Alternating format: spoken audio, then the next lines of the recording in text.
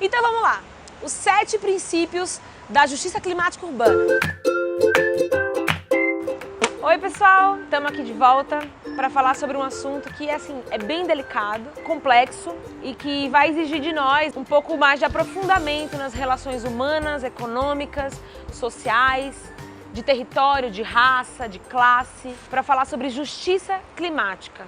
Isso é quando muda de parte, né? Não é a mesma parte ainda. É muito importante que a gente, quando vai trabalhar o assunto das mudanças climáticas e encontre o conceito da justiça climática, entenda o quanto que é importante reduzir as desigualdades socioambientais para falar dos impactos e dos efeitos das mudanças no clima para as pessoas.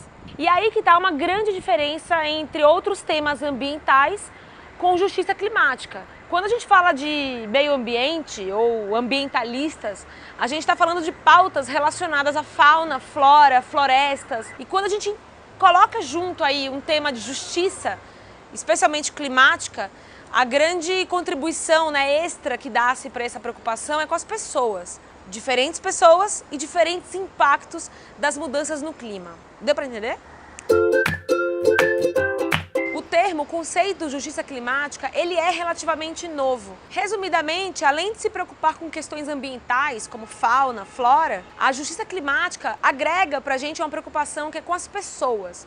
Como diferentes pessoas sofrem os efeitos das mudanças climáticas em diferentes partes do mundo. Tem outra coisa, quebrar padrões, mas eu não preciso falar isso. É outra coisa que eu tenho que falar. Enfim, no vídeo de hoje, vocês vão aprender um pouquinho mais sobre justiça climática e, o mais legal, no contexto urbano. Justiça é difícil para nordestino, né? A justiça climática... Não vai usar isso aí. Vamos. É um assunto sério, mano, é sério.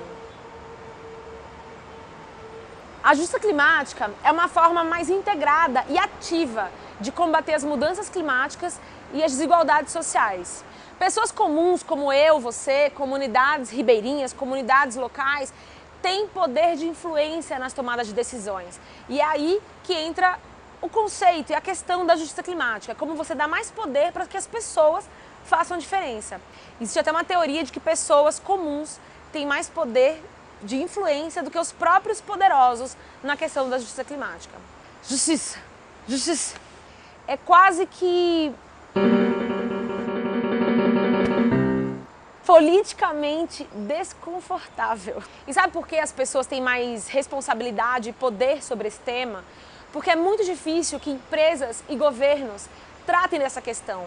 Ela é politicamente desconfortável você tratar de justiça sem trazer as pessoas para perto. Num cenário onde empresas e governos estão muito mais preocupados com o crescimento econômico ou desenvolvimento de mercado. É muito mais comum que o tema das mudanças climáticas ou da justiça climática se enquadre numa questão de não há recurso, é uma questão temática que não há recurso. E não é disso que a gente está falando. Em outras palavras, a justiça climática ela é movida essencialmente pelas pessoas.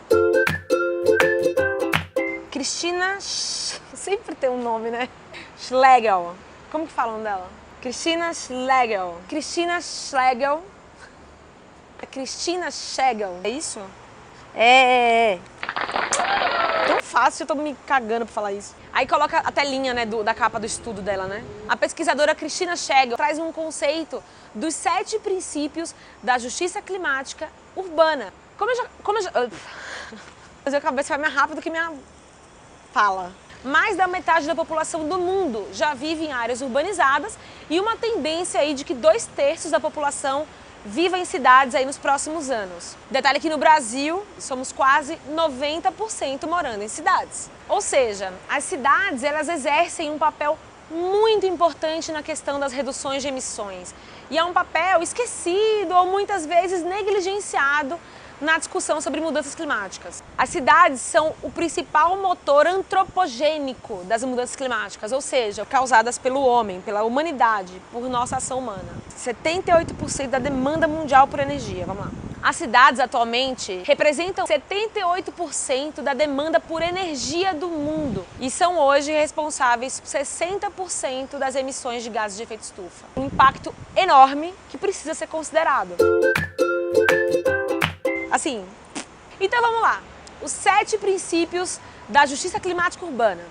Primeiro, Justiça climática exige proatividade para se criar uma comunicação e aumentar a confiança entre a prefeitura, as suas secretarias e a população. Vai ser meio assim, tá? Não vou explicar, não. Segundo, justiça climática exige que a prefeitura quebre esse padrão de planejamento compartimentalizado, segregado. Mudanças climáticas é uma política pública intersecretarial, intersetorial, envolve um esforço conjunto de todos os temas. O que você me olhou?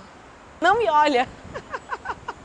Terceiro, as cidades demonstram compromisso com justiça climática quando elas envolvem comunidades, quando elas escutam as pessoas, instrumentalizam essa relação, criam confiança, envolve necessariamente o apoio e a escuta das comunidades. Eita. Quarto ponto, comunicação, como eu falei agora há pouco, e confiança são a chave para se tratar da justiça climática. Criação de vínculo entre a gestão pública e as pessoas. Isso é fundamental para compreender as necessidades e atuar em cima delas. Falei muito, né? Quinto ponto, e bem importante, o acesso igualitário às tomadas de decisão. Isso pode e deve ser criado pela gestão na medida que chama a população e dá poder de voto para elas nas tomadas de decisão pública. Sexto ponto, ações locais efetivas tendem a acontecer quando existe uma rede robusta de conexões entre o governo e a comunidade, com organizações locais envolvidas, ativistas que trabalham contra as mudanças climáticas.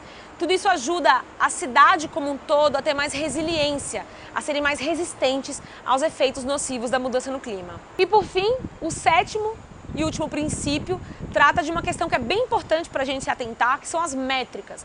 A gente precisa ter como medir, ter indicadores de medição para ver se as políticas públicas elas têm consistência, qualidade e eficiência na entrega do que elas se propõem. Então, métricas para as cidades.